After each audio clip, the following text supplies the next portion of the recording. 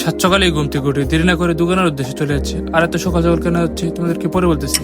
আর আমি দোকানের সামনে গিয়ে দেখি সিদা ভাই আমার আগে এসে বসে অপেক্ষা করতেছে আমার জন্য। পরে আমি জিজ্ঞাসা করতেছি সিদা ভাইকে যে তুমি দেশের বাড়িতে গিয়ে কতদিন। সিদা ভাই মাত্র গতকালকে বাড়ি থেকে আসে বলে 17-18 দিন থাকছে। আমি বললাম এত দেরি করলাম। দরবার আইসে কি করো?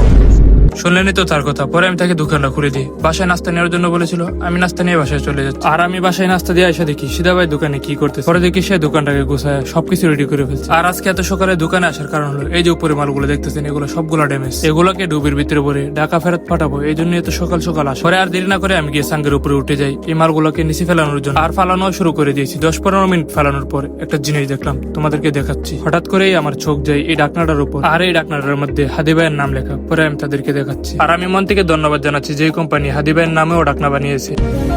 পরে আবার গিয়ে সাঙ্গের মধ্যে উঠলাম। দেখো সালের মধ্যে আমার মাথা বাজে দেয়, সোজা হয়ে ভালো করে দাঁড়াতে পারি না। সবগুলো আমার উপর থেকে নামানো শেষ, ডুবের মধ্যে ভরাও শেষ। আর সিদা ভাই সেলাই করেও কমপ্লিট করে ফেলছে। মোট 8-10টা ডুব হয়েছে। আমরা এগুলো বাইরে রেখে দেবো, বিকেলে এসে একজনে নিয়ে যাবে।